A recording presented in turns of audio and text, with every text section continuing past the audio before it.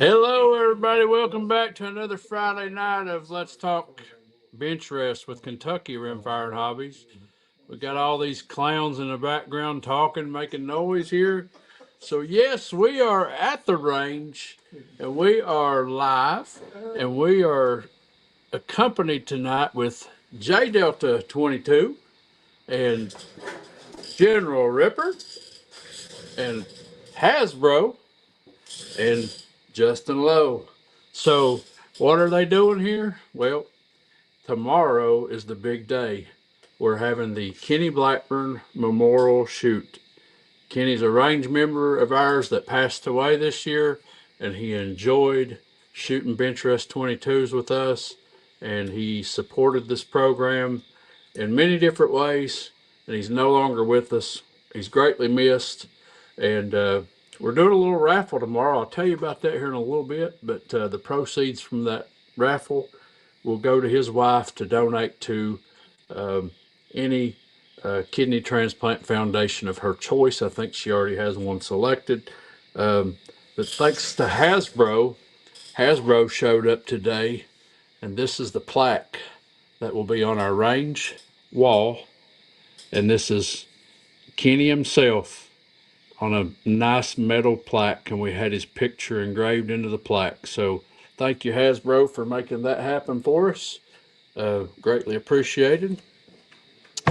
But we have a prize table tomorrow that is crazy. Like probably uh, at least 70 prizes to give away, and some of them are really nice items. Tonight, last moment, we actually got 2 concert tickets to the Appalachian Wireless Arena in Pikeville, Kentucky, and that is for the Red Clay Strays.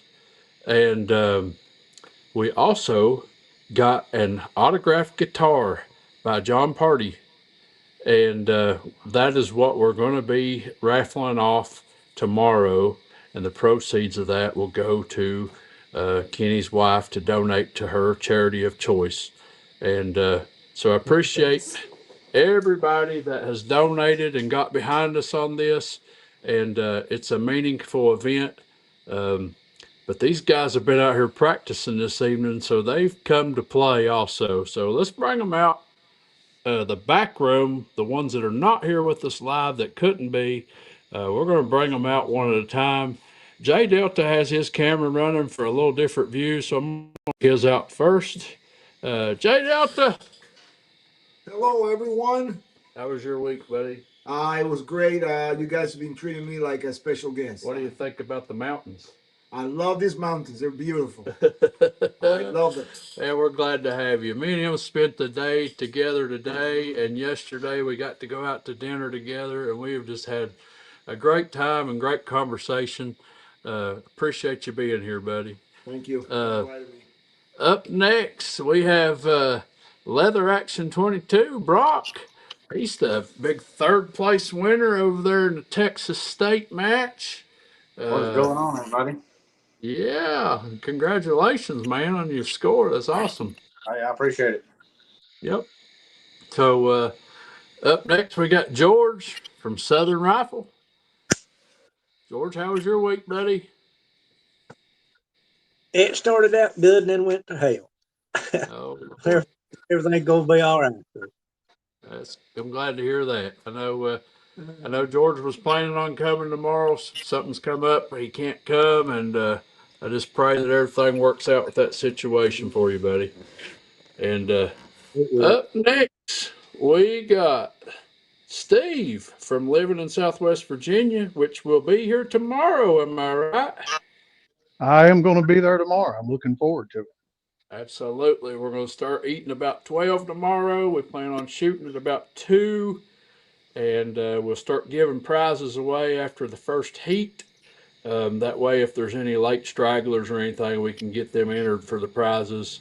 So we'll shoot one round tomorrow, and then we'll give all the prizes away at once. And we're going to video the whole thing because a lot of the vendors that sent me stuff, they want documentation. So we'll video the giveaways, and that will be posted up to my YouTube channel as well, so you guys can see some of the nice, cool prizes. Well, actually, you can see all the nice, cool prizes that we're giving away.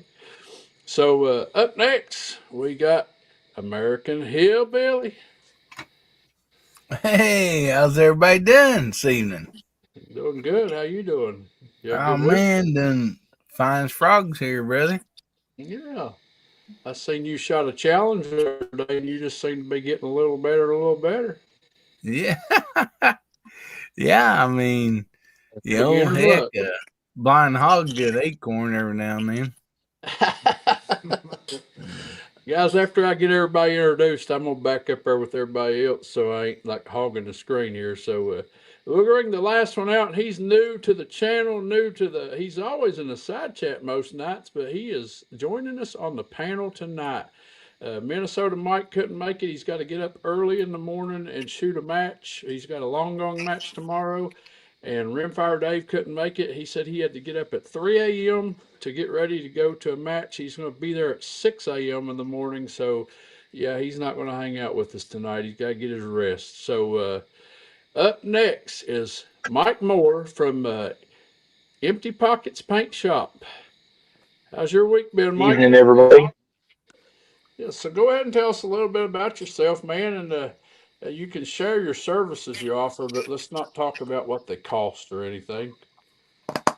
I've been shooting rimfire Beeenchrest for about 10 years now. Started out just doing a local match and then got into ABRA. I've worked my way up through that, doing pretty good this season. I have my own small shop as a side job. I do paint and body work and things like that. Specialize in painting guns, uh, doing clear coat and color paint jobs and flaked out crystally jobs. I do some other work on stuff too, uh, bedding actions, pillar bedding, trigger jobs, building triggers for 1022s, things like that. So, got a page up on Facebook for all that. Yeah, so y'all can go over to Facebook and check out Empty Pockets Paint Shop. He's just recently posted up a picture of the services that he offers, and also prices are available there also. But he's got pictures over there of the work he's done too. And I tell you what, if you want your rifle stock looking like a sparkly bass boat, that man can make it happen. Awesome. So, like I said, tomorrow's the big day. We're going to shoot this Kenny Blackbird shoot. Again, I appreciate everyone that has donated. I'm extremely excited about the guitar that we get to raffle off tomorrow. That was cool, totally unexpected. It's a range member of ours that joined here last year, and he came in today to renew his dues and get a new gate key. And we had all of our tents and canopies set up for tomorrow. And he's like, "What's going down tomorrow?" And I told him, and he's like, "Well, I like helping out to causes like this." And he is the general manager of the Appalachian Wireless Arena here in Pikeville, Kentucky. And he gave us 2 concert tickets to give away and that guitar to raffle off, which Nice. is exciting for us. So, anyways, without further ado, let's let JDdelta take over the show. He's got a few topics he wants to talk about tonight, and I encourage the side chat to get involved with these topics. If you've shared the same experiences, please speak of them. Let us know. And I'm sure most of these guys in this panel have maybe had some similar issues as well. So, anyways, before I let him go, I got to pick on somebody. Ripper. Yeah, When are you gonna make a new video? I'm gonna make a new video in the next month. Tomorrow. 2 weeks. 2 weeks. I'll do it in 2 weeks. Tomorrow. Within the next 2 weeks. Yeah, it'll be out. I give my apologies to everybody that I encouraged to join his channel, and now he's not giving us content. So I got a rib on him a little bit. He needs to bring us something new. I mean, it was pretty cool that you shot an Xbox with a 416 Barrett, but you know, you got to come up with something to top that off now. I know it's kind of hard to talk about. Yep. All right, so JDdelta, what you got for us? You got to make this. Alright. You got to make this last an hour and a half. I can do that. I can do that. So, Hillbilly Sir, do you got translation in Spanish? Can you put a crawler on the bottom? You betcha. Okay. So I was telling Chad I might not be able to shoot tomorrow because my right hand is kind of going numb. All the autographs I was signing today all day, you know. I mean, the gate was lined up, but I guess that nobody showed up. But so anyway, so I told Chad that he kind of gave us a task a few weeks ago. And first of all, before I start, I want to say thank you for Chad and Justin to invite me. And I got to meet Hasbro and the Ripper. And I mean, this is a beautiful place. I mean, I am from the country in Puerto Rico, so I love this place. The mountains are beautiful. It's so peaceful in this place. They got a beautiful, well-kept, amazing range right here. I got to meet a lot of nice and very friendly people. So I'm glad I came, and I'm planning to come every year as long as God give me some health. So I told Chad I wanted to talk about these custom-made rifles. I know they look nice. We were shooting the remix today. I got to shoot the other guy's rifle. I didn't get to shoot Chad, but I'll do it tomorrow. But I got to shoot Hasbro and shoots. But they look nice and they work great, but there's a lot of stuff that goes behind the scenes that you don't know.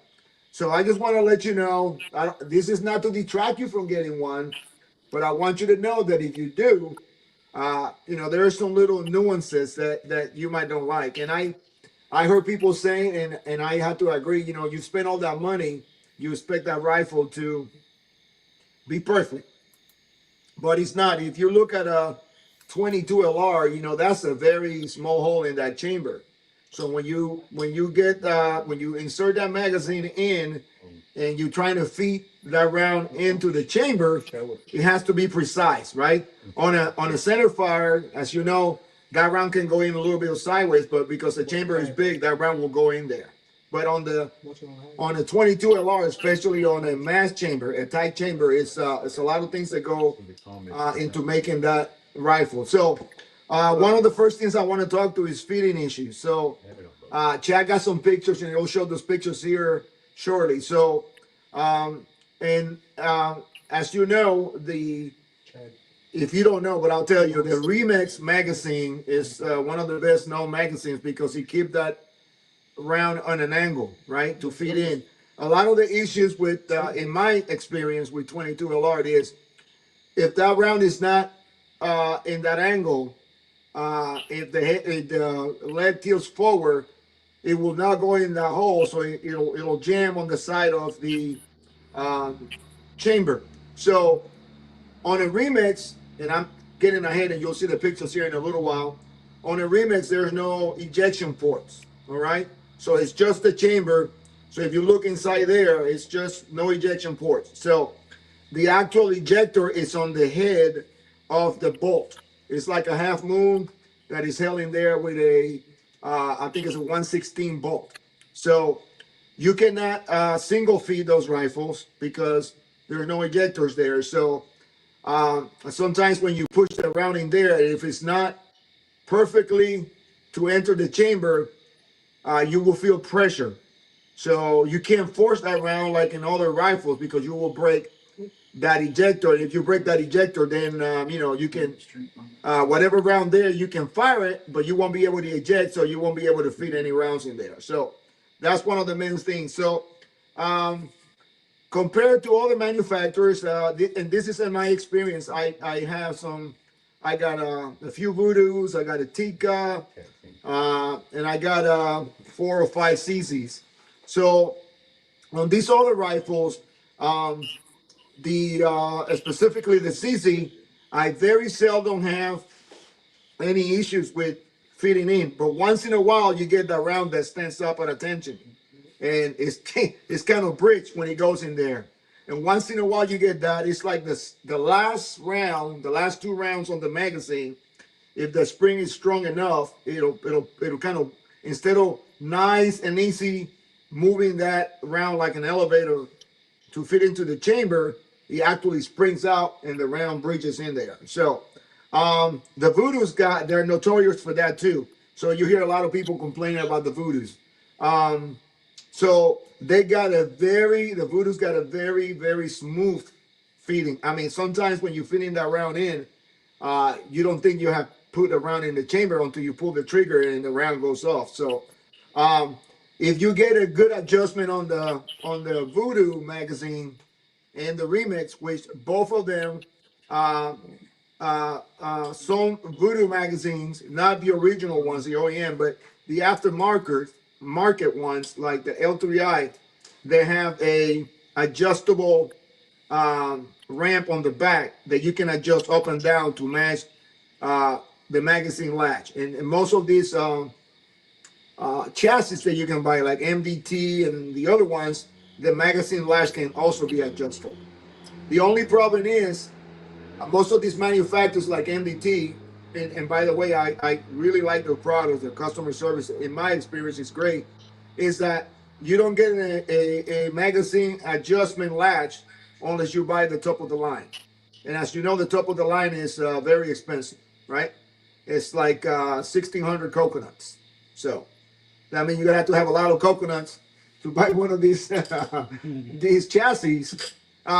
So the good part of that is they're very adjustable. So of course, if you're shooting, just blinking, having fun, you don't need to buy that kind of chassis. But if you do, especially if you shoot PRS, then that chassis will become very useful to you, because if I'm shooting the rifle on a mast and you don't have a rifle, you want to use mine, you can adjust the cheek rise and the puller length by just moving two knobs, right? So it's very easy to do. All right, so another chassis issues that I discussed already is adjustability. For example, some of these magazines, if you don't have adjustability on the magazine latch, the magazine will fit in. You chamber the first round and it goes in, no problem. When you come back to eject the spent cartridge or the shell and you're ready to rack the next round, you won't be able to, because the magazine has dropped and then the ball heads just go right on top of the magazine, just like it was empty. Okay, so that's why some of these chassis that you buy aftermarket market chassis have a magazine latch adjustment. They have a screw in the middle and it can go up and down. So it takes you a lot of time sometimes to find the right adjustment, and the only way you can do it is by trial and error. So I'll give you an example. When I first got my Remix, I mean, it shoots fantastic. It shoots, we were shooting today, standard plus, we put 10 shots in 1/4 inch group, maybe less than half an inch. But it takes a lot for you to adjust it. It took me like 2 weeks to figure it out. And of course, if you don't know, I was told, get the magazine latch all the way up, right? And then it will work. Well, when I put the magazine latch all the way up, the magazine will go all the way up, but it will not lock, right? Then there's somebody told me, bring the magazine latch all the way down. I brought the magazine latch all the way down. And then the magazine got stuck. I couldn't get it out, And I know you guys never use a screwdriver to loosen your magazine on the magazine well, right? And sometimes you have to take the chassis, take the action from the chassis in order to be able to remove the magazine. Another nuances with some of these chassis is cleaning, right? I use a cleaning rod in all my rifles, except my 1022s, I use a snake. So they look good and all that, but just about every time when you're ready to use a rod, you have to take the cheek riser off. There's no way, because if not, your rod will be on an angle and it's going to get stuck. And you don't want to do that to your nice chamber, right? If you got any questions, please put it on the chat. So that's one of the issues with the chassis, all right? We know they can be pricey, okay? But the adjustability that you get, in my opinion, you know, they might be worth it. If you shoot PRS, if you don't, you know, if you just shoot Beeenchrest, then, you know, you might not need that. I mean, my chassis work good. I use a bipod. Very seldom I use a rifle stand or anything like that. So, I mean, they're very adjustable. And one of the positives of having one of those chassis is you can weigh them down. So my Remix weighs like 25 pounds. My one of my Voodoos weigh 27 and a half pounds. So I know you can't be lugging that around, right? If you're doing PRS. But if you're doing bench rest, that rifle don't move. So when I get on, I get my position nice and comfortable. All I do is just touch the cheek riser, just touch it in there and let the rifle recoil normally. But it doesn't move because of the weight. So that's one of the advantages. Okay. So the pros and cons of I guess you call it custom made rifles, right? Number one, it's going to cost you a lot of coconuts, right? Because usually you want to buy the chassis by itself. Is that a pro or a con? That's a negative.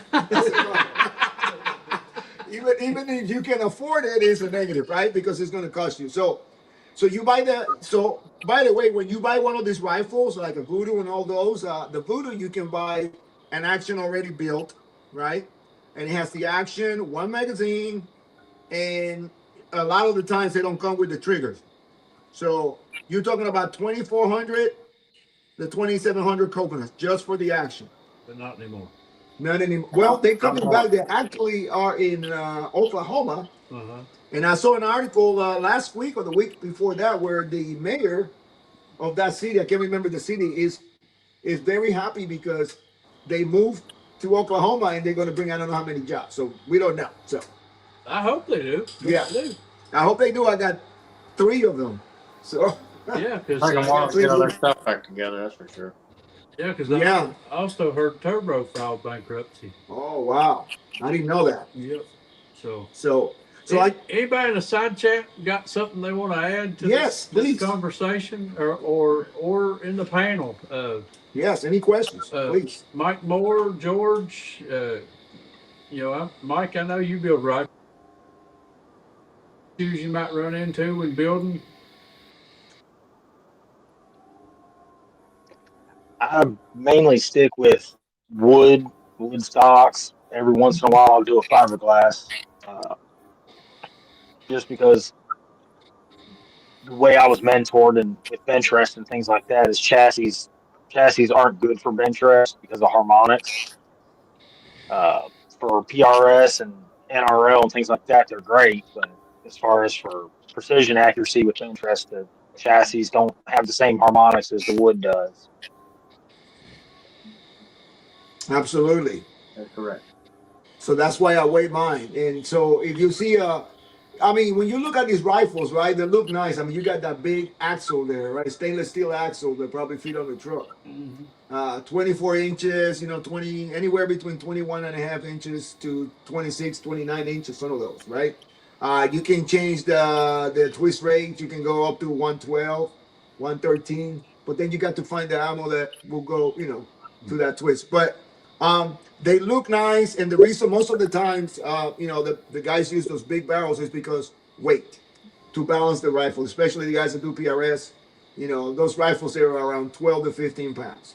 When they put them on that tire or that tank trap or whatever it is, it balances the rifle. So those are the things that you run into when you got a custom made rifles. Another one, the Remix. You really got a lot of decisions to make. First, you need to decide: are you going to use this for bench rest and PRS, NRL, Right. or is it going to be strictly a bench rest rifle? Because if you're strictly bench rest, then you really want to go with a stock, whether it be wood or fiberglass. Fiberglass, yes. But if you want it to serve multiple purposes, like JDdelta shoots from a bench, but he could also shoot PRS or NRL with Right. his rifles because they're set up to do so. So there's a lot of decisions to be made when you build these rifles. And like he's telling us, there's there's issues you come across. There's no out of the box or off the bench build that you don't have to work hiccups out of. Um, it's all part of it, and uh, you just have to work through it with each rifle. And each build is different. That's, I guess, what we're trying to get across here tonight. So, you guys got anything? Well, you talk about working to an ugly end. You got a boot tube on the end of yours. I'm Well, not sure that's such a good thing, but that's what happens when you put the American Hillbilly into starting your show up. no, I meant that big long. Oh, you talking about the blue too? I thought You you. know, it's blue. I thought it was Hey, Bluetooth are awesome. name of the Yeah. I thought you was talking about the name of the show tonight, but American Hillbilly called it Hoobbies instead of Hobbies. Yeah, I should have called it Boobies. Kentucky Riimmfire and Boobies. I don't know why. I don't know what he was thinking about when he typed that. No, I think that's R-rated. That's R-rated. Yeah. So, so what Asbro's talking about is I have a blue tube on the end of my turbo tonight, and it shot good tonight. This is just what happens when you let a boy out in the country. He has an extra conduit, cuts a piece off, sticks it on the end of his rifle, thinks it makes it better. Brock, right? Brock, help me out, Brock. Hey, Bluetooth will work. I've had really Yeah, good luck with mine. I run one on both my Beeenchrest guns. Brock's blue tube is bigger than mine. I mean, all it does is get you halfway Size down. matters. By the time you fire the bullet's already halfway there. That's right. Hey, Chris any Lang. advantage you can get works. Chris Lang's over in the side chat. He says he's envious that you're in Kentucky. Thank you, sir. Uh, Great people here. I'm telling you, it's I had a great time the last few days here. Jeff Lee, I see you're in Shepherdsville. You should have come shot with us tomorrow. Not that far. We need to do something with the side chat here. We'll take a break right here. What should we type in the side chat tonight? We did that last week, but it's worth it again. Let's do Kenny again. Yeah. What's wrong with her? That's just people. It's a lot Well, faster. you got Jeff Lee out there asking what's a bloop tube do. It controls the gases as the bullet leaves the barrel. It shields It's it, like- doesn't leave the current. It's a piece of conduit on the other rifle. That's what it is. That's what it looks like. They polished it a little, but A fart chamber. Yes. I've seen the Bluetooths work good. this input Yeah, PVC right. on it. It probably work. No more. Mhm. All right, Hillbilly, that's your cue. Hey, it's another one of them deals. You might as well test it. If they work, they work. I've seen some guns shoot good with one, some shoot worse with it. So gotta test it. You betcha. Yep. So, Chad, Kentucky Riimmfire and Boobies. First up, we got Justin Lowe, Vince Ratcliffe. We got Leather Action 22 out there. We got Poopy Pants also out there in the crowd. He's standing all by himself out there, but he is out there. We got Jay Crow out there. We also have Yeah. Crafty Fireman out there. We got Jeff Lee, and we also have Chris Lane from the middle of nowhere. Middle of nowhere. So what we got so far. Let me get my phone so I can type it in. Oh, we also got Hasbro coming in with that #1 crown that only put out like 2 text messages. But he's already crying about being first. He said he was first. He can't stand it that I beat him already. Yeah, and He said, we also have Randy K out there. Hey, buddy. Hazel first. he called it. I was first. Okay, whatever. You be first. Last tomorrow. And Rustic Rimfire 22. Although I shot his rifle. JDdelta 22 NC. There you go. And we'll see if any more comes in here. I'll tell you a good one on my buddy Hasbro. Hasbro's not said a whole lot tonight. He likes to rib on me a whole lot. This might be why he's being quiet tonight. I'm the quiet type. So last week after the show ended, we were all in the back room talking. Hasbro had something smart to say to me, and I'd already told the guys, I'm getting off here, I'm going to go to bed. I had my finger covering the leave button on the screen, and right as he said whatever he was going to say about me, I accidentally tapped the leave button and I left. And I thought, well, I should jump back on there and tell him I done that by accident. And I was like, nah, I'll just let him stew on it. So he calls me the next day. He's like, hey, man, I didn't make you mad, did I?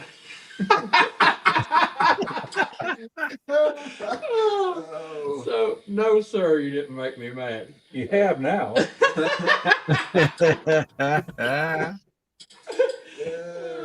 Wow. Anyway, we also had living in Southwest Virginia, Steve. We got General Ripper out there. Dale Pogue. who's that? General Ripper. Make some video. Yeah, we got Kevin out there also. Kevin Gillum's our club president. Well, you want me to kick him off here? Or? Yeah. I'm joking. You can let him stay tonight. Yeah. He said we should have a CCI match. I told him he's more than welcome to bring it and shoot it tomorrow. Yeah, we'll let you shoot CCI tomorrow if you want to. Yeah. I got a good video comes up tomorrow. I'll stay at my why you food. don't want to. Yeah. So, hey, Kevin, you got one more day to try to get that high score back. Say Just saying. All right, Kevin's so- like, this is, you guys are in a gun range, not a live stream room, you know? Man. No, you might want to say it again. You broke up on us. I said, Kevin's all will shut the lights off on you or something. Live streaming. If you mess with him too much. Oh, he says he feels confident. There you go, Chad. He's coming after you tomorrow. Oh, boy.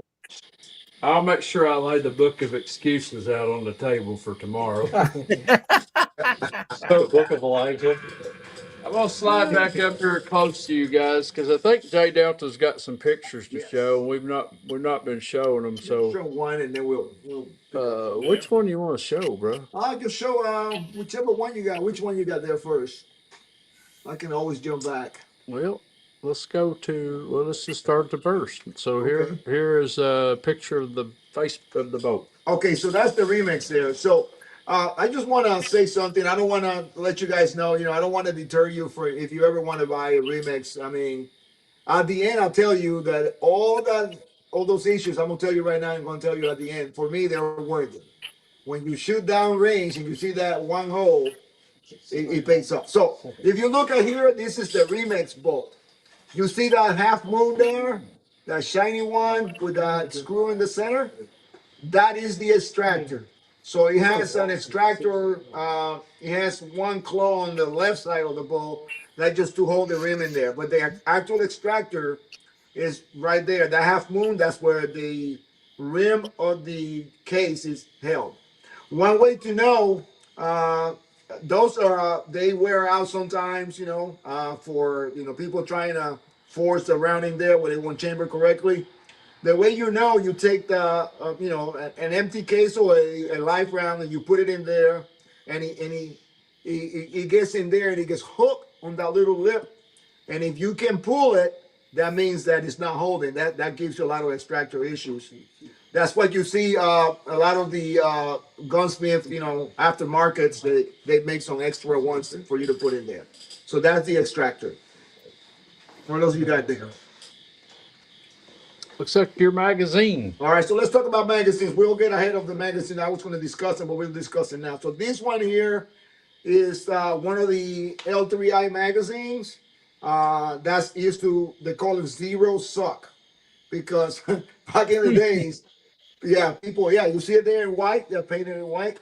Yeah, back in the days when the Voodoos came out, one of the issues with the Voodoos, it was that the bridging of that round, where the leg will deep, it will not go into the chamber. It will just hit in the side of the chamber. So these are adjustable. You see here in a minute when the next picture.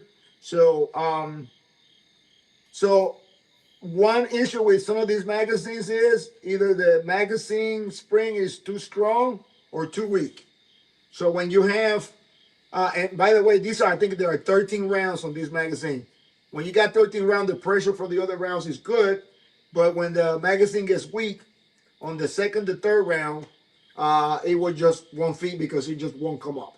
So those one of those things. And by the way, I don't want to, again, I want to caveat, I don't want to deter you from buying one of these rifles, okay? Because to me, they're amazing. The way they shoot. Once you get them adjusted correctly, they shoot. It's amazing groups at 100, at 50 yards. But I just want to let you know up front, like when we were in the military, I was in the airborne unit at the 82nd Airborne. I did 3 tours there, and we used to have this commercial that came out. The soldiers just got through with a jump. The sun came out, and one of the soldiers is making coffee in one of those thin cans we call drinking cup, right? And he said, "Good morning, First Sergeant." He's just saying good morning to the First Sergeant, and then the music will come back, and somebody will say in the background, "Boy, we do more before 9 a.m. that the rest of the world do all day," right? And it's gung ho, but they don't tell you what goes through when you're ready to go jump. Right, when you go jump, you're gonna jump at 10 o'clock at night. You start getting ready at 4 o'clock in the afternoon, right? And after you do the practicing the way you're gonna land, then you go to the tarmac where the airplane is, and they put your parachute on. You can't go to the bathroom. You can't do none of this stuff, and you laying on the tarmac like this concrete here for hours before you get on the airplane. So, just want to let you know, it don't look all glorious like some people put it to be, but. So you're not seeing the side chat. So Leather Action 22 says, "Thank you for your service, JDdelta 22, Well, thank you. and everyone else who fought for our freedom." Yeah. So, amen. Yes. Yep. Didn't want to interrupt. You can go to the next picture. Next picture, he says, which is a picture looking inside the chamber. So that's the chamber. If you can see it, that's the chamber of a Remix barrel. It's a dirty Nice hole. picture too. Yes. So that Yes. is no ports. You see why you run into issues sometimes if that magazine is not correctly in there. No tracker groups. Yeah, no tracker groups. Yep. I call it ports, but they're groups. Yeah, tracker groups. Yep. That's the correct terminology. So and it amazes me that any 22 shoots with little issues, even a semi-auto, because that round has to be perfectly aligned with that chamber every single time, so you don't have an issue with it. Next picture. Next picture this is a bolt standing up in your. All right, so you see there? That's one of the rounds standing at attention. Right? That's what happened when you miss the chamber. That round gets cut in there, and sometimes that round gets cut. There's an ejector on the inside there. There's an ejector, and sometimes it gets cut in there. And you can load it around, and you can pull around, and you start forcing it. That's what I tell when your ball stops, you stop and go look, because you can damage your nice rifle. Yeah. Next one, sir.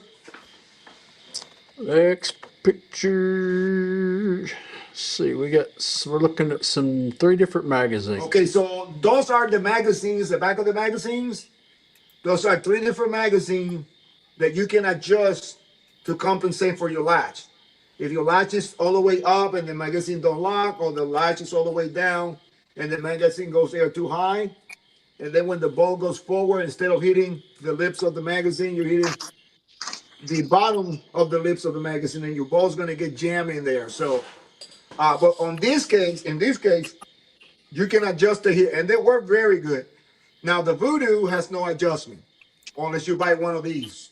Okay, the Voodoo itself, it just got the little latch that locks into the magazine latch, so it won't fall. And a lot of the issues here, when you adjust this, the magazine goes all the way up, but it won't lock. So you may be able to rack one round in the second, and on the third round, the magazine is not level. So you just like an empty magazine. That's what it is. So, but these are adjustable. You can get the next picture. Why are those magazines so big? They are. If you know, good question. This, all these, the Voodoos, the remixes. What are the other ones? Bagara. All these actions, they mimic the Remington 700. Yep. Right. If you go back to Oh, the other one, okay. to the one that was Yeah, standing, so they're like a 700. it's a 700 footprint. You see there? It's a Yeah. 700 footprint, and that there is where the rounds they made that. I guess when they build these magazines, they narrow it there so it'll fit right on the chamber. So that means well, here's another advantage. We're talking the negative parts, but another advantage of this is 98% of those pre-built. For example, I can take my Bergara 6.5 Creedmoor. I can take it out, right, and I can put any of my Voodoos or remixes in the same chassis. It will fit. I can take the magazine out. I mean the triggers, and they fit my 22 rimfires. Mm-hmm. They're mimic the 700 footprint. Now, will those chassis interchange because they have the long action Remington 700 and then a short action Remington No, 700? good question. No, the only short action. Yep. 700. Has to be short action. Good question. Yeah, good question. Only short action. So trigger, chassis. Okay, so now we got 4 magazines laying there on their sides. Right. So the one on the very far left at the bottom, I'm starting from the far left bottom, right? That's the old version of the L3I magazine. That is the metal. That the white painted there, that's the, what do you call it, to assist you loading the rounds. That will get stuck sometimes in some chassis. And you'll know because, yep. I can't pause for a second. Hasbro, you got a troll on your side, brother. You got a troll on your channel? I didn't have my channel on. He ain't got his channel on. JDdelta's got his on. Okay, it's on JDelta's then. Oh, really? Out there saying cuss words. Wow. If they oil out, let's pray for them. I think he'll really just call me a troll. Does it have to be stopped on JDdelta's side, or? Yeah, I can't do anything. Let me see. Well, wait, hang on a second. No, yeah, I can't do anything because it's on his side. I didn't see it. Yeah, we're not seeing. We're not seeing it. Yeah, we're not seeing those comments. Are those in private messages? It's on StreamYard. Oh, really? That's the only way I can see it because it's on his YouTube. Okay, he said he was just banned. Okay. Okay. Yep. Thank you. You bet. Sorry to interrupt, buddy. Oh, that's okay. It could have been a spy. Trying to sabotage tomorrow's match. Steal his coconuts. Yes. So The coconuts are booby trap. here we got a picture of an adjustable. Okay, so now we're back. We're gonna go back and forward. That's the chassis. That's an MPA chassis. That is Masterpiece Arms. So yeah, those are nice. But you got to take that chick riser every time you're ready to use a rod. I mean, you can use a snake. You won't have to take it out, but I like to use rods on my rifles. Now, there's ways that you can do things. For me, there's no issue. So I use my wife fingernail polish, kind of red pinkish. And on the post, right, the middle is where it goes up and down. And on the post, on the front and the rear, I make a mark with them.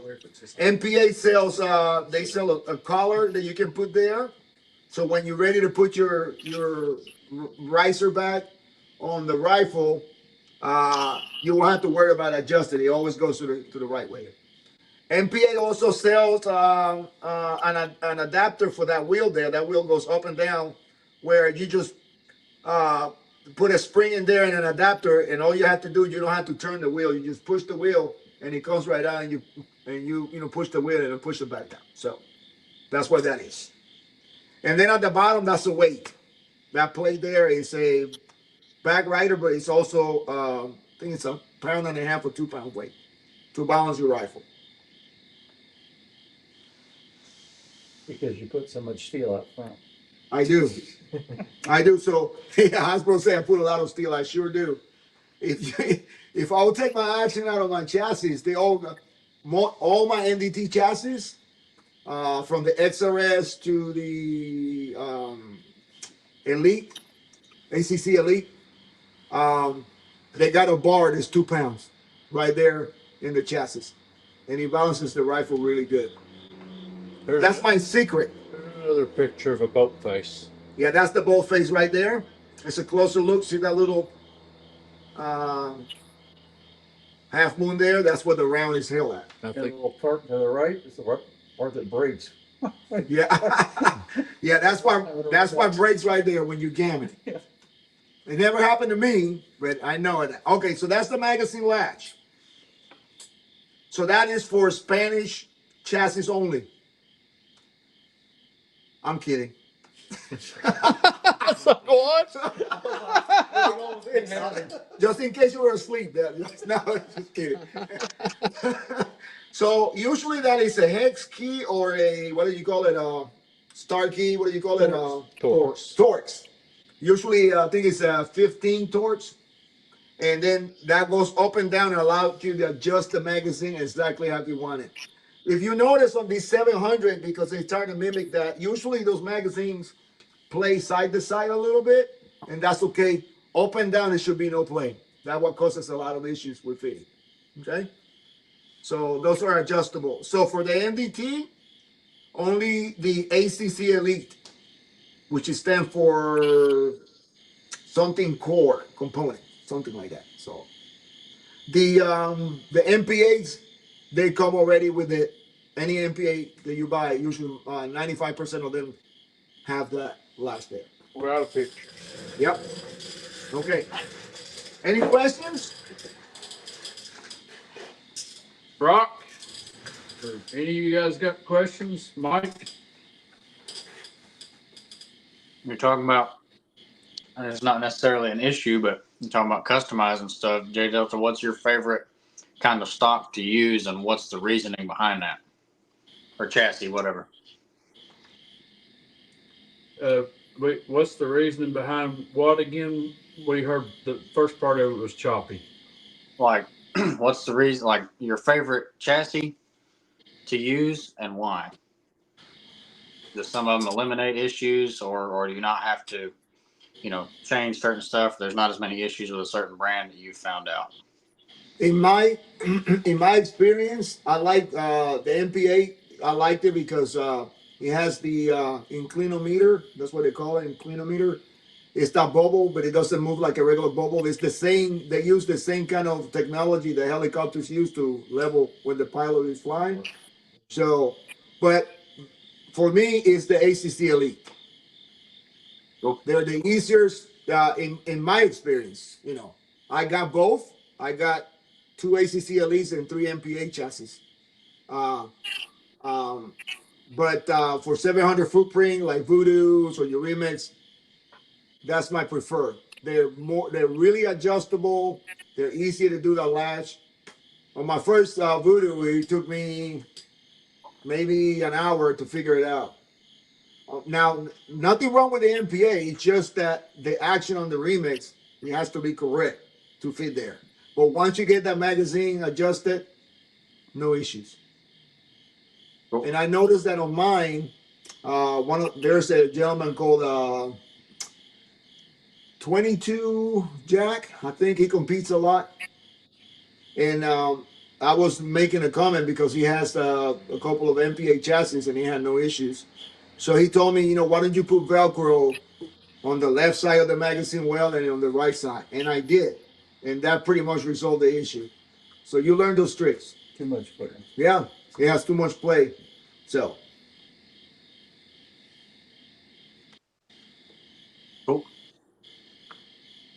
Jeff Lee says on a new rifle, do you have a break-in process for the barrel? not really. When like my all my voodoos, I got 3 of them. I got two 20 inches, and I got a 23.5 inches from MPA. I bought the whole rifle. No breaking periods. They shoot. I mean, tight groups right out of the box. I don't know about you guys, but on true match barrels, they're already polished and lapped. They are. There's not much break in. But on the older rifles, like you and I were looking at board scopes, there's a lot of break in. So, And in my experience, they're easy to clean. Those stainless steel tubes are, for some, in my experience, you know, and the other ones I usually run usually 3 to 4 soap patches. I'll run them until it comes clean, the patch are halfway clean. Then I start using the dry patches. So on these ones are easy to clean. Now I do have a CC457 MTR in a 24-inch barrel. They came just like that from factory with that MDT chassis. That rifle also shoots really good from factory. So Guys, on barrel break in, I just want to add a little thing. Lapua Test Tunnel, if you look on our website, they recommend 700 rounds to a barrel to a new gun right. before you come to test. So they think there's a reason, you know. So Yeah, I believe that 700 rounds of high dollar Lapua too. nah, What they recommend. Yeah, we use Type 22 when we first started, so we use the cheapest we can find. To me, 700 rounds to a rifle, that's nothing. That's nothing, It's yeah. the same as lead lapping your barrel, Yeah, right? that's what the purpose Yeah, is. you're just fire lapping it. Right. Just, You know, I was reading, yeah, that's a good point. I was reading in the, you guys saw the Anschutz 2007-2013 model that my friend Jimmy back in North Carolina let me borrow. That rifle is over, so they bought him in 1999. This is 2025, so that's 26 years, right? Well, when he bought that rifle, it was used. So that rifle probably 27, 28 years old. And I was reading on the actual manual that came with that rifle. They said do the first cleaning after the first 1,000 rounds. That's crazy. But, and of course, they got a different way to clean it. They say you pass the brush, take a brush out. So messing around with older rifles like that Marlin 25 that I got some videos out on, the new barrel that I put on it, which is a factory Marlin barrel. If you put a bore scope down that barrel, you'll see it has machining marks all the way from front to rear of that barrel. And the more you shoot that barrel, and you can go back and scope it, you will see that those marks, they start going away or getting less because that barrel's smoothing itself out. You know, you're firing it. You're basically fire forming or fire polishing the barrel. So there is something to shooting a gun and breaking it in. Some of them shoot right out the gate. Some of them require a little love and a little ammo through them before they'll shoot. I mean, they're all different. I understand if you take your bullets, you dip it in valve lapping compound, and then shoot it. Anyway, Recommended. so like This is during like- break-in. This is a question I had to ask Chad and a few others. When you just want to put 300, 500 rounds through to try to break in a new barrel, doesn't matter how dirty the ammo is, how cheap it is, or anything like that. Lead lapping, it don't matter what No. you're shooting. No, and I think everybody here shoots lead nose bullets. Nobody shoots copper plated. So Yeah. as long as you're shooting a lead nose bullet, it really don't matter what ammo you're shooting through it. But Riimmfire Dave, he told me that he will take something like Cinerex. He will shoot a 5-round group to get a baseline, and then he'll shoot 50 rounds of CCI through it. Then he'll clean it, and he'll go back and shoot another 5 grams of Cinerex to see if it improved. And he says it will, So you can use stuff like CCI to break in your barrel, and then go back to your good ammo to find out what it's going to actually shoot to compete. Right. Or a Gila for you, hillbilly. Yeah, you can shoot a Gila too, hillbilly. That stuff stinks, but yeah. Well, I actually had a comment on one of my videos said, get a new barrel. I use Federal Games Shock, which is basically like what we call snake shot around here, because it has it. You know, it's basically like a shotgun style. But what he said is the pellets are harder, and it will clean those out faster. You know, those imperfections. But that's the only person I ever heard say that. I don't know if I'd buy it because there's the balls bouncing in the barrel. They're not So I wouldn't sliding. recommend that at They're all. ricocheting. Yeah, they're not going to go down the barrel consistently. That's what I thought. Yeah. You know, the fouling, the dirtier it gets, the better it should lap because you're basically carbon in there. Right. And carbon's highly abrasive and it'll help wear the barrel down. So right here's a good example. Go watch this guy's channel, Chris Lane. He has a Remington 597 that will shoot with a lot of higher dollar guns. And he just said it right there. He said, I think the 597 shoots like it does because I've had thousands of rounds of mini mag through it. Yeah. So he's polished his barrel out by shooting the fire out of it. I mean, it's just, and I'm with JDdelta. The stainless barrels, they do clean out easier when you go to clean them. You shoot a steel barrel, and you'll have to run patches upon patches upon patches to get it clean. But you shoot a stainless barrel, and it don't take as much to get it cleaned out. So some of these newer barrels that are stainless steel, they are easily cleaned. Yeah. You know, I'm glad you mentioned that because I have my Tika T1X now for maybe a year and a half or 2 years. I don't shoot it often, but the more I shoot it now, the better the rifle is getting. You know, and then I noticed with some of these rifles, they're compensators. I didn't want to touch that because there's different opinions, but I noticed in my experience with light barrels, a compensator helps with the harmonics. In my experience, my Tika has changed the way he shoots. Yeah. You know, but the more I shoot the rifle, the better it gets. So I want to take the opportunity to give Mike Moore a chance to touch on this because Mike Moore has a big semi-auto background. And forgive me, Mike, but I haven't looked at the scores here lately. Where are you sitting right now on that list? I know you were like number 6 there at one point. Where are you at now? As of right now, I'm still sitting at 6th in the country and 1st in state. Wow.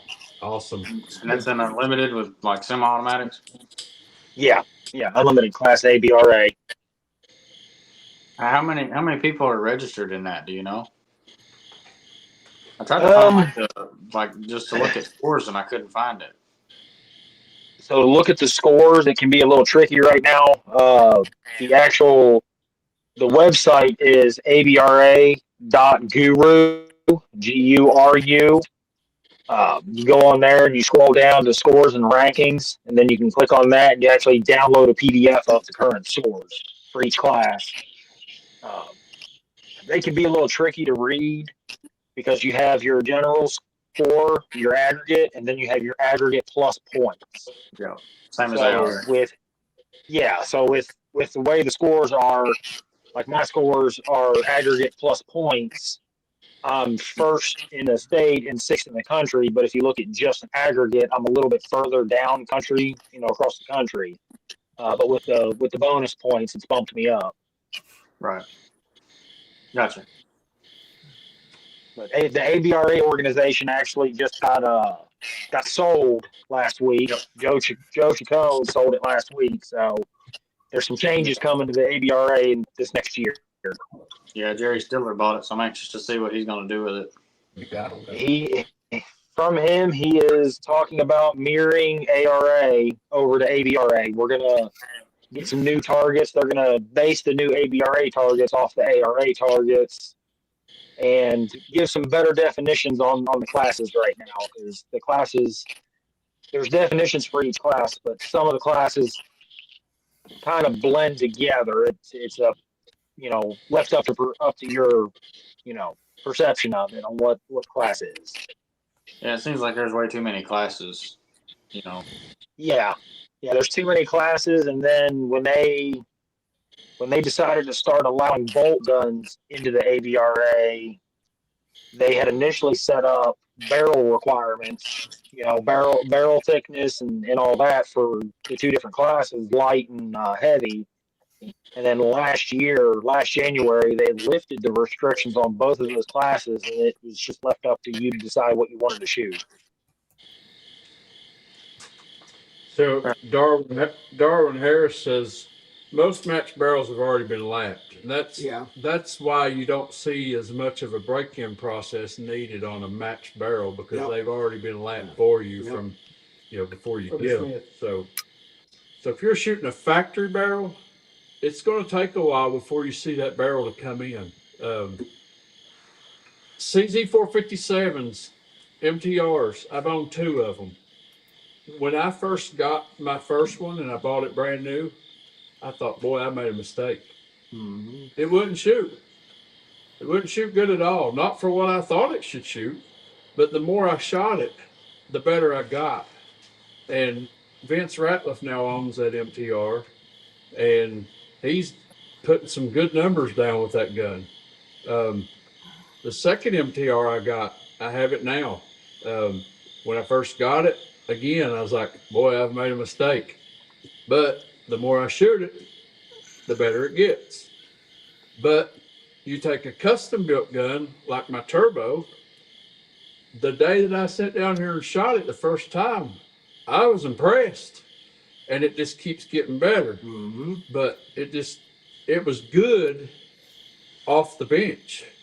But it was just a matter of finding what ammo it likes and where to set the tuner after that. So I don't think it was as much of a break-in process with that custom gun as it was finding ammo and setting the tuner correctly, because it does have a tuner on the end of the barrel. So, but again, back to my first question with Mike, from the semi-auto side of things, do you have anything break-in wise that you do special with semi-autos? As far as my break-in, I don't have any besides to shoot it and test it. Every barrel manufacturer that I've talked to over the years and dealt with and worked with on barrels, they've all told me the same thing when I've asked about a break-in period. There isn't one, just shoot it. Just buy a bunch of boxes of different ammo, test it, see which one works the best, and then just start shooting it and go from there. Yep. And I believe you told me your gun you're shooting currently is a Feddersen barrel? Yeah, I'm currently running a FJ Feddersen 18.5-inch barrel, which a lot of guys don't like because they look at it as a lower end barrel because they're, 150, coconuts for a barrel. Right. And I've been running that barrel now for 3 years, and I've had nothing but great luck out of it. Along the lines of the Shaw barrels, ER Shaw barrels. A lot of people look down on them for competition guns because they're so cheap, but they're actually a really good barrel. Yep. The Shaw barrels, what a lot of people that I've talked to don't realize is the rifling makes a difference in the barrel with your accuracy. You can get a good ammo, you can have a good setup, you can have good scores, but when you start getting higher up there in the scores, you'll notice that you're not keeping up with other people that are higher up. It comes down to the actual rifling. From my experience and the guys that have mentored me and helped me, button rifle barrels are more accurate than just regular cut rifle barrels. Yep. And a lot of people don't realize that the ER Shaw barrels, even though they are a budget barrel, they are actually button rifled barrels. So I've had a Shaw barrel on a 1022, and it shot really well. Mm-hmm. So, and I've had good luck out of Green Mountain barrels. That's my winningest 1022 is a Green Mountain 20-inch fluted barrel. Yep. So it don't have to be a kid barrel or a corkscrew barrel to perform. I mean, Absolutely. They all make good barrels. They It all make doesn't. good barrels. I've noticed. I've been doing rimfire bench rest for about 10 years now, and I've built a lot of rifles, and I tend to lean towards the budget side, coming out of my shop and what I do. Just because I seen in the beginning, I seen a lot of guys get discouraged that are coming out for the first time, and they're seeing these guys with super high dollar rifles, and they're getting discouraged because they can't quite afford that. So I've studied and worked with more budget items, and I've got my rifle that I'm using this year. I've got less than half of what most of the guys I shoot with have in their rifles. Yep. It's the same way with ammo. It just further proves you don't have to have the top of the line stuff to be up there with some of the top of the line people. Really? Nope, I shoot a mid-tier ammo. I shoot Ely Beeenchrest Precision. Well, we were just discussing before the show started. Brock went to Texas and scored 3rd place in the state, and he did it with Ely Team. Woo! And a guy called him out and said, "There's no way your gun's shooting that good with Ely Team." So Brock gets out an unopened box of Team, sealed, cuts the box open, and sits there and shoots a 5-round group for him, and he puts them all in one hole. So. Love it. Yeah. Right there. That's what you want, folks, is a gun that is a good quality gun that will shoot a mediocre ammo, not necessarily a CCI standard, but I'd much rather be out here competing with a $8 or $12 a box ammo than a $20-some box ammo. Well, Hasbro told me I had to break my rifle into 500 rounds of Center X to start out with. So he's not telling me the truth. No, Midas Plus. No, what he told you was to send it to him and send him a brick. He said send him a brick of Center X and he'll get it broke in for you. You send me the Center X in your rifle, I'll break the rifle, and I'll keep the Center X. I have to agree with him. Break it in with golden bullets and send it back to me. Yeah. It'll be broken. Yeah. I have to agree with Mike more. We talk about ammo and stuff, not having to have top tier. I built a rifle for a gentleman about 4 years ago, a semi-auto, and he was actually shooting Aguila ammo out of it, the Ely Prime Aguila. And at the end of the season, he was top 10 with Aguila, where we were shooting at. Hillbilly, shut your ears. I finally got that gentleman to switch over to shooting Ely ammo, and he found out that his gun liked Ely contact. Yep. Ely contact's got some good stuff. It's $6 or $7 a box. Yeah, I've been it here shoots a lot great. about contact. I've had a lot of people comment on my videos saying you need to try it. I don't have any. I've got a 10-shot group here of Ely contact on one of the green Beeenchrest targets. That's a good glass. Wow. Pretty dang good. Yeah. Wow. Is that with your 1022 you shoot? That's the one. That's with one of the 1022s that I had built with a shawl barrel. 9-power scope. Mm-hmm. Yep. You got a gun that shoots, it just shoots. Mm-hmm. Yeah, I was shooting today. My remix has a Mueller Works, and it's a good barrel, but I wanted a Schilling barrel because I heard so many good things. But I shot a 10-shot group today, less than half an inch at 50 yards with SK Standard Plus. You tell it can be cheap. Yeah, That's not good enough. You should Yeah. tell it to be cheap. so I'm very happy, and he shoots TAC 22 very well as well. So There you go, Chad. Yeah. Vince is stepping up. Vince is gonna hook me up.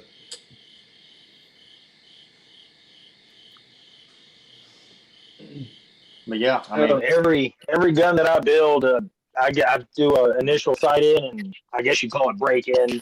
with Ely Contact now. That's the first ammo I start with on all of them is Ely Contact, just to see what the baseline is going to be. And so, shooting these 22s, we've said it a million times. They're ammo picky. You got to search for the right ammo. Yep. But on the flip side of things, if you got a well-built custom rifle, like my Gene Davis hand shoots, Justin will testify, from day one, whatever we have stuck in that gun, it has shot it pretty darn good. Now the velocity is consistent. It'll shoot. Now there's some ammos that it likes better than others, but I can stick CCI standard in that gun and he'll shoot a good group. Yeah. So if you got a good gun, they'll eat about anything. How does it keep from getting a flyer? Like CCI? Just the way it's barreled, or it is a tune barrel. It does have a tuner on it, so that's may have something to do with it. But I mean, I'm just curious because It's the ammo. Sometimes some of those rounds got more powder than the others. That's where you get high or lows when you hit. Any ammo that's consistent velocity, Yeah. will shoot through a great barrel. Not a good barrel, a great barrel. Yeah. And when you have those flyers that are, you know, in a lot of your more budget ammo, or really in all of your 22 ammo, a great barrel, it won't miss as much with a great barrel versus a good barrel. Absolutely. Yep. okay. so, and if you remember back when we first started doing this show, we talked about ammo, and I think it was Riimmfire Dave that brought it up. Used to, when they made ammo and they put the primer compound in there, they spun the case so that primer compound went evenly around that case. They don't do that anymore. They changed their process. They just put that in there. They don't spin it. And that's why sometimes you'll get a round that won't go off, but you can take it out and turn it and put it back in, and it will go off. Yep. So they've changed their processes over the years to try to put out more ammo quicker for supply and demand, and sometimes we suffer with quality when that happens. So, but that's one process that we know they changed. That it's a disadvantage, and sometimes I find it a lot in Ely match. It won't go off. I can take it out and I can turn it over and put it back in, and it'll go off, and it's accurate. It shoots good. It just didn't have priming compound on one side of that rim. It's because they don't spin them no more. As far as testing for different ammo lots, I like what Kilo Shooting Sports is doing now. They're doing variety packs for Ely ammo. Absolutely. That's smart. And see, Ely's bringing back their, I talked to the Ely rep at ARA Nationals because they had a table set up there, and they're bringing back their lot analysis stuff to where if you find like a box of Ely, you know, you can actually see what it shot and how it tested at the factory before you buy it. Yeah. So it ought to give you some insight, at least on, you know, kind of how it shot. I mean, you know, obviously it's going to shoot different through your barrel, but if it shoots good through theirs, then, you know, you got a good barrel, it ought to shoot at least decent through yours. So gives you an idea of what to look for in your base. Yep. The only thing about the test bricks that Mike's talking about is when you decide to buy one, you better take the time to get out there and try it and make sure it works. And then when you find what works out of that test lot, you better get back on there and order it because it may not be there. Yeah, or quick. Yeah, you have to be prepared to test that and pull the trigger and buy some more right away. Because if you wait, be prepared to buy a bunch of it right away. If you're going to buy a certain lot, buy at least 1,000 rounds of that lot because that lot may go away quick. Yep. Yeah, some people buy the whole lot. So Chad, we ain't heard much from Steve tonight. You still with us, buddy? Oh, Yeah, I'm still here. he might be pulling Mark Thomas on him. Yeah, give me time though. Give me time. Yeah. So what's your opinion on all this, Steve? I don't have a lot of experience with Beeenchrest, and I certainly don't with custom rifles. I would like to. As far as ammo, You can't keep I think everybody's kind of spot on. You might find a really good ammo that shoots through your gun that's less expensive. My Bagara B14R shoots Norma Match 22 very well. Oh, I was wow. shooting it yesterday, and I mean it was just tearing it up. We don't allow that here, so just leave that gun. Yeah, go bring the burger. Leave that one at home, huh? Yeah, we just struck that one off for you can't have Yeah, that here. Right. I see how it is now. Oh, No. yeah. No, I look forward to you being here tomorrow, man, shooting with us. It's gonna be a good time for sure. Yep. Yeah, I'm looking forward to it too. I got the karaoke machine if you want to sing for us too. You probably won't see that. Karaoke machine. Hasbro has the RV loaded down to root beer. Man, you're gonna have a good time. Yep, there it is. Yeah. Yep. All right. So the last thing I'm going to do, and I'm going to talk about, and we'll turn it back to Chad, is well, two things. The magazine. So if you want the Remix magazines, they're well made. I think one of the best magazines, in my opinion. They're all metal except the follower. However, there's the caveat. It's going to set you off 125 coconuts per magazine. Okay. So all that I had said tonight, I hope that I help you out. But here's the caveat. You probably go, well, why spend all that money on a rifle that doesn't shoot perfectly? Well, once you get that combination there correctly, all your worries will go away when you go and shoot down range and you see those groups. It's all worth it for me. So I just wanted to mention that to you in case you plan to buy one of these. So just expect just a few things. They're annoying, but the results are amazing. Yep. As you say, that's one option for people that don't want to mess with being frustrated with hitting them. You might Go with a want good gunsmith and have them build to it. build you a rifle. Because then they will make it run before you get it. Before you get it. Absolutely. Or you could just go out and buy you an old Anshoot trap. You can do that. And Right. you've seen the result of that. Yeah. We stole that. Somebody got them a new Anshoots and it shoots pretty good. But no magazine. Yeah.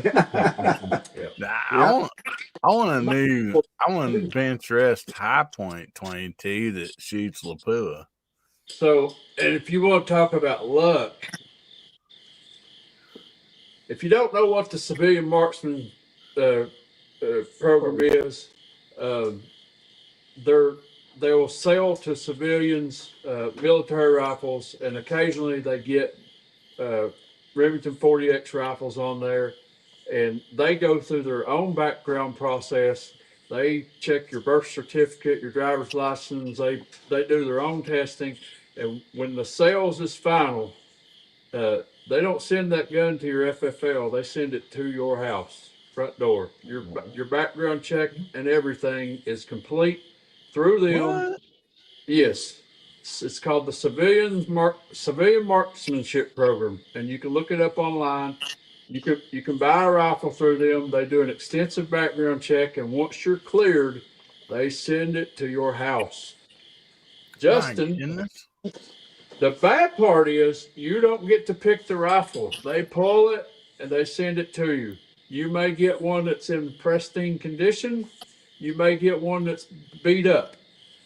Justin and Bruce ordered one at the same time. You don't know what you're going to get as far as trigger. You don't know what you're going to get as far as barrel. And some of the actions are different because there are different variants of the 40X. So Justin's gun come in and he says, she ain't pretty, but she'll shoot. Bruce got the beauty and I got the beast. Bruce got one that is pristine, But Justin's is a full bull barrel, and Bruce's is a tapered barrel. So they got two different guns, and they ordered them at the same exact time. But the first ammo that Justin put in that rifle tonight to test it out is shooting bug holes. He shot Dang. The first two groups I shot with it. Where's the camera at? First two groups I ever fired through it. Dang. Wow. About 5 yards. One group, this group is 6 shots at 50. Wow. fellas, that's 50 yards with the Lapua Cinerex. And he said, Chad, come over here and shoot this rifle. And I shot two groups that almost mirror that right there. So Kevin and Vince both groups like that too. Kevin and Vince shot it also, and they both sat down and done the same thing. And he just he tried one ammo, and that's it. That's what you want. Heck yeah. So, anyways, sometimes you just get lucky with the gun, and it'll shoot right out the gate. CMP has two locations. They have a location in Ohio, and they have one in Alabama. And you can actually go there and hand pick your gun. You can. If you go to the store, you can pick your gun. Southern Rifles saying you can pay them a premium and get a hand picked as well. Yeah. Supposedly. With the deal on these 40Xs, you can make a donation and you can add a note to your order. But whether they, do you a favor or not, who knows? But there is a way of donating to them. So I'm gonna have to look into them. Cool though. they have M1 grains. They have 1903s. Really? A lot of military rifles. You do your background check and everything through them, and then I guess they send it to you, sign on delivery. Yeah, there has to be a signed delivery to receive it. Right. Huh. Well, anyways, it took about 5 weeks to get our 40, or probably 6 weeks to get 40Xs. Another member here, he just got his third one, and he got one in like 3 weeks. It just depends on how the order's processed. So how many beans is a person talking about? 7.5. Or acorns? Like 730 of them. yeah. So they're like right around 7.5 beans without sights, and then 8 beans with peep sights. But they ran out the ones with sights. Yeah. Before we got to order ours, so we went and ordered sights. Wow. You had no choice of sights, but they were either Redfield Internationals or Olympic or Palmer. You didn't know what you was going to get, but either one of the three was a pretty good choice.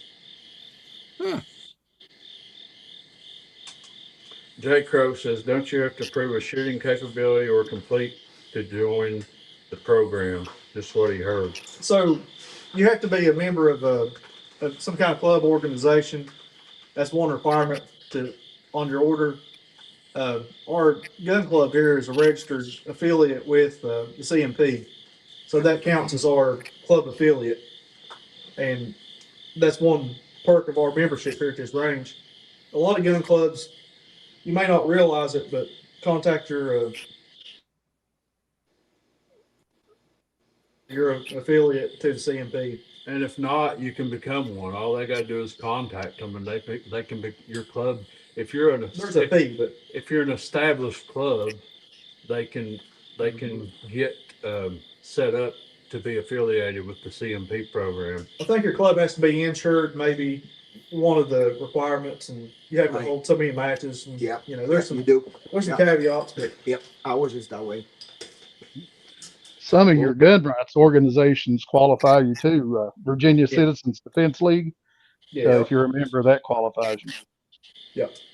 It's a great program, but they have M1 Grams, they have 1903s, like 30-40 Craigs.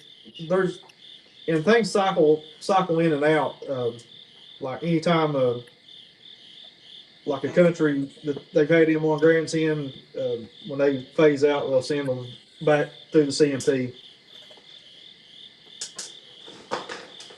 What if All you're just right, a guys. member?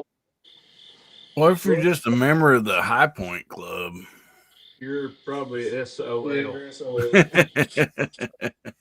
that the Bricklayers Committee? Bricklayers committee. Yeah. I know they might feel sorry for you and donate one, Hillbilly. JDdelta, we were going over chassis earlier. Hillbilly did say his favorite chassis was a High Point. Oh, it was a High Point? Yeah. That's pretty nice. Yeah, they're master actions. So we are at the hour and a half mark, which is where we like to keep the show. So we're going to run around the room. We'll start off here at the range. So Justin, you can go first. So tomorrow, of course, we got the Kenny Blackburn Memorial match, and looking forward to meeting Steve tomorrow. Hopefully, I am too. George can make it. I'm looking forward to meeting Steve, and looking forward to shooting with all these guys here. And it's gonna be a good day. A lot of fun, a lot of good eating. I did get a comment this week. Someone wants to see some more 17 Remington videos. Might have to get monetized before we can start shooting. $9 Yeah.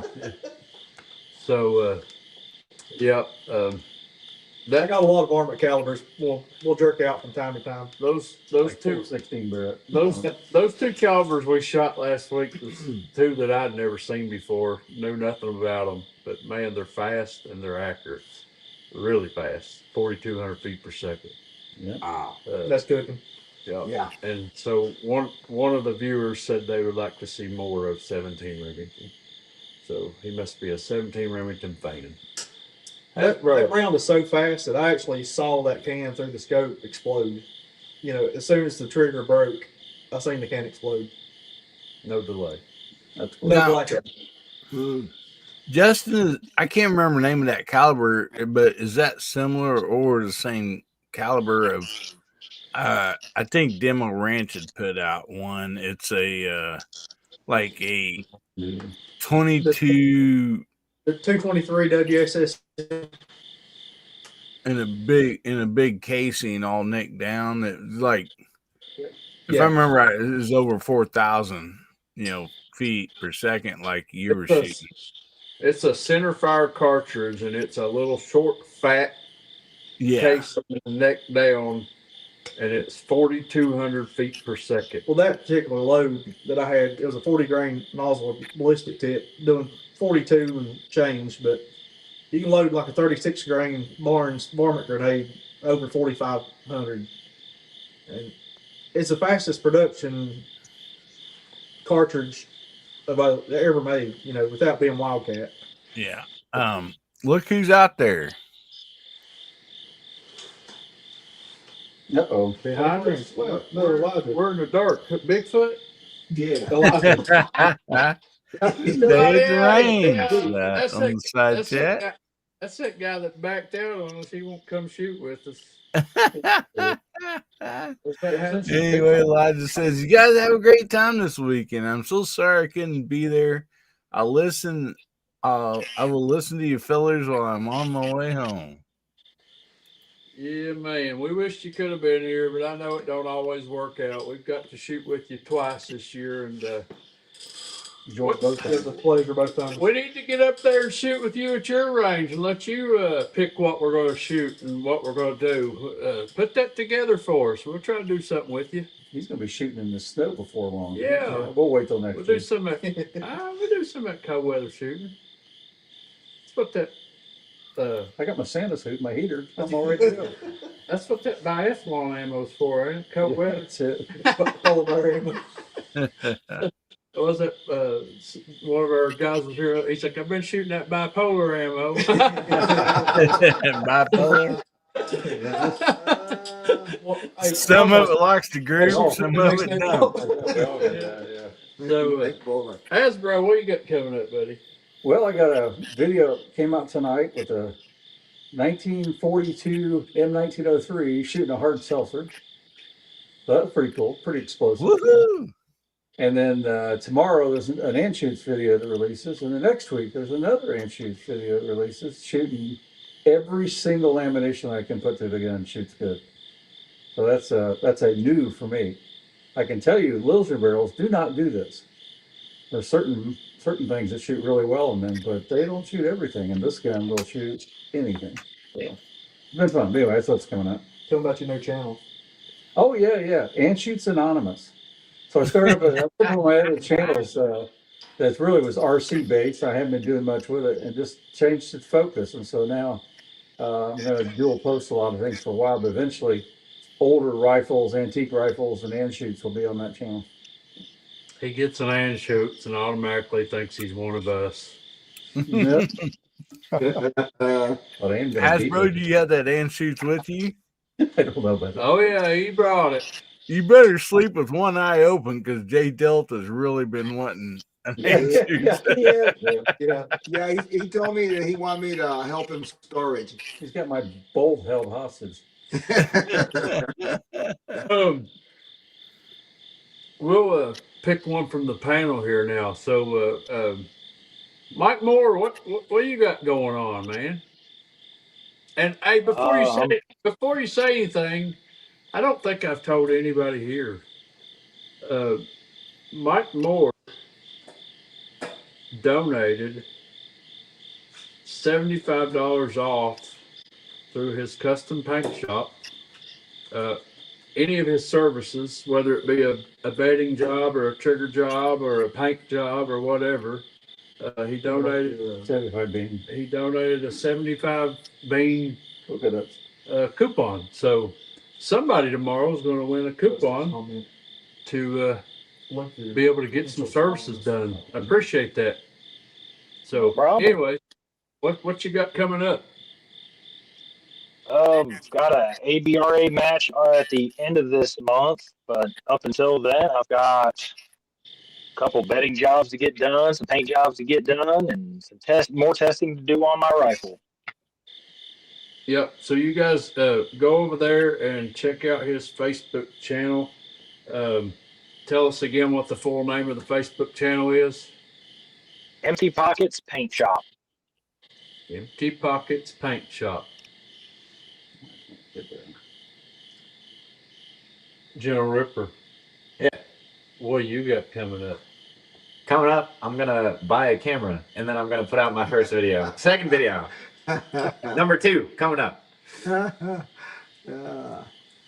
going to have to send you to see Elijah so he can make you another. And I'm gonna learn to use Premiere Pro better. I kind of got started on that a little bit, the video editing. So yeah. All right. So Steve, what you got coming up, buddy? I'm coming up there tomorrow to see you guys and shoot my first Beeenchrest match, which I'm looking forward to. There ain't no pressure here, buddy. You're going to hang around with some of the finest fellers you'll ever meet tomorrow. Yep. And you too? And me. Yeah. He even said that with a straight face. I really am looking forward to meeting you guys in person. Yeah. It's going to be great. Same here. So it will be a pleasure. Jose, what you got coming up? Next Monday and Tuesday, I got a couple of videos. I just loaded one. No, we're shooting the Red Voodoo. I think I used a normal Type 22, and then we are shooting it at 200 yards with Ely Ultimate. Much better with version 2 of Ely Ultimate. Much better than version 1. So, and tomorrow I'm very excited, and it's been an amazing trip, and I hope to make it every year. Yeah. So anybody that wasn't here when we started the show, this is what the match is about tomorrow. This is one of our range members that passed away this year, Kenny Blackburn, and Hasbro had this plaque made to hang at the range. This is 1/8" solid steel, it's stainless steel, and Kenny's picture is etched in here, and it's clear coated, and this is going to go on the wall here on the range.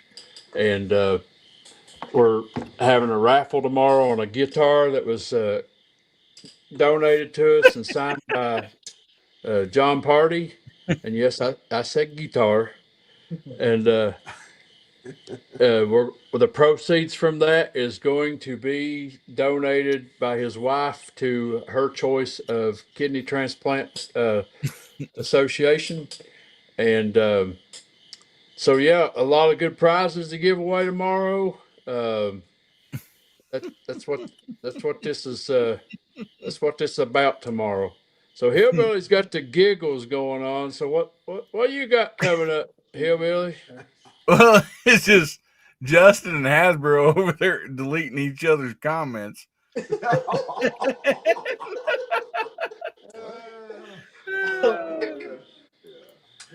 Oh man, I just getting tickled at that. I don't know what he's talking about. I don't know what So you're talking about. Hasbro deleted Justin's, and then No, Justin deleted the Hasbro's, and yeah, I was just It getting was tickled. hidden by Hasbro. I didn't touch it. I didn't do You got a anything. troll. they didn't do that. They said It's showing on a message that says Justin Lowe, message deleted by Hasbro. And then it says Justin Lowe was hidden by Hasbro. don't know what's going on there, but it wasn't him. They're kind of fun. I may do it next week. I mean, they're sitting next to each other. I figured they're you know messing with each other, but Because Gibson Gary made a post and I seen it and it went away. man, this Yes. has been fun, guys. I wish I was there with y'all. Well, I've been hidden by Hasbro. Or no, Justin Lowe's been hidden by me now, evidently. Bring it back. Man, we got Guns Bearing Therapy coming up tomorrow night. If you ain't doing nothing, swing by and visit us. And of course, we got videos coming out, 1 or 2 videos or so each week. So anyway, thanks for having me. Always a fun time, man. Always a good time here. So appreciate you doing this. Absolutely. Appreciate you being here and participating. Brock, what you got coming up, buddy? Well, first off, I'd like to say good luck to everybody tomorrow. Hope the shoot goes well. Wish I could be there. I've got a ARA shoot in the morning. Trying to see if I can hold on to the state, see if I can stay in the lead there, and maybe bring my national aggregate up some more. We shoot tomorrow at noon, so it's gonna be hot. It's supposed to be 92 degrees. Oh wow. But good for me because my stuff shoots good when it's hot. So hopefully we can do some good there, and trying to keep on top of leather orders and trying to find some time to finish this and shoots build of mine and get it shooting again. And Yep. So Brock also donated one free set of custom leather scope caps to give away tomorrow. So that's awesome. Nice. A lot of cool stuff to give away tomorrow. I'm overwhelmed with what all the cool things we got. JDdelta's donated a nice scope. We got a nice scope from Vortex. Just a long list of things. And anybody that shows up to shoot tomorrow can enter to win. And even if you don't want to shoot, these shooters, they pay $5 to shoot a card, and that gets them a ticket. So I have made it known that if you show up and spectate and you want to donate $5 to the club, you can get a door prize or a chance at a door prize. So we're just trying to make it fun for everybody. And trust me, we got way more door prizes than we'll have shooters, I think. So uh, it it it's for anybody that wants to come and contribute to this cause for the Kenny Blackburn Memorial. We got videos posted from now to the end of September. We're getting caught back up. Um, Tomorrow is a big day. I've been looking forward to it. I can't say how thankful I am to people like Hasbro and Justin and JDdelta that's here to help me put this on tomorrow. They've all said that anything they need to do to help to make it easier on me, that they'll do it. And I've I kind of got nervous about it because I thought it was getting bigger than I might be able to handle. But I feel comfortable now knowing that I got some people in my corner to help me out, and I appreciate them being here to help me out with that. I appreciate everybody in the side chat tonight interacting with this show, and I appreciate everybody on this panel. But it is time to end this thing. So say good night, everybody. Good night. Good night, night, guys. y'all. Come back. Y'all come back now, you hear?